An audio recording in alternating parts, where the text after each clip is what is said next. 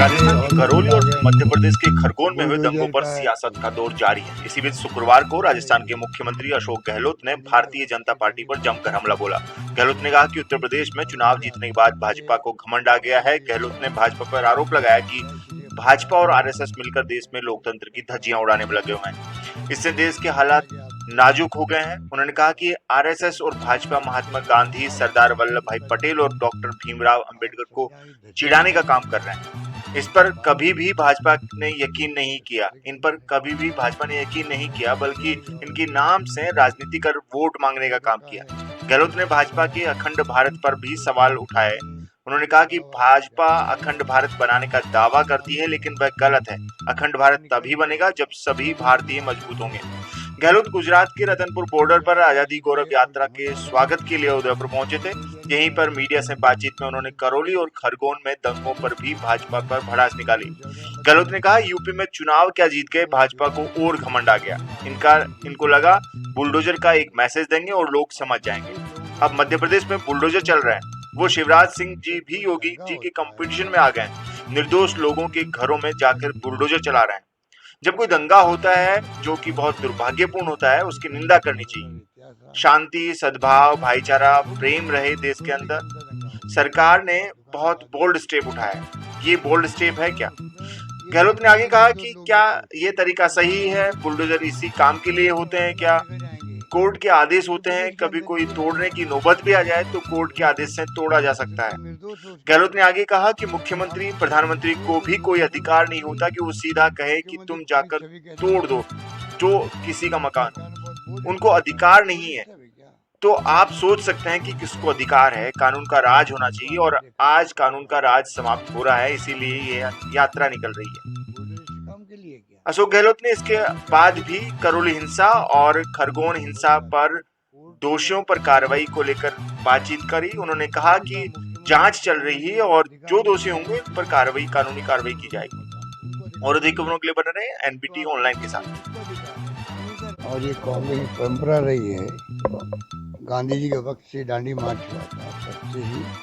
और साबरमती आश्रम से अगर प्रारंभ हुई यात्रा या इसी जगह प्रोग्राम है, तो आप समझ सकते हैं कि इसका क्या मकसद है, जो अभी बताया गया आपको।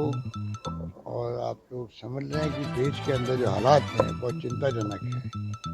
आज संविधान की धज्जियां उड़ रही है। हम बार बार कहते हैं लोकतंत्र खतरे के अंदर है। इनकम टैक्स, सीबीआई और ईडी को छोड़ रखा है, तो पीछे लगा रखा है। देश का उद्यमी डरा हुआ है, व्यापारी डरा हुआ है, आम नागरिक डरा हुआ है कि पता नहीं कल क्या होगा। बुलडोजर की राजनीति हो रही है। यूपी में चुनाव क्या जीत गए और घमंड आ गया इनको। बुलडोजर का एक मैसेज देंगे और लोग समझ जाएंगे। बुलडोजर चल रहे हैं मध्य प्रदेश के अंदर। वो शिवराज सिंह जी भी कंपटीशन में आ गए योगी जी के। ये कब तक चलेगा? आप निर्दोष लोगों के घरों में जाके बुलडोजर चला रहे हो। जब कोई दंगा होता है, जो भी बहुत अनफॉर्चुनेट होता है, उसकी निंदा करनी चाहिए।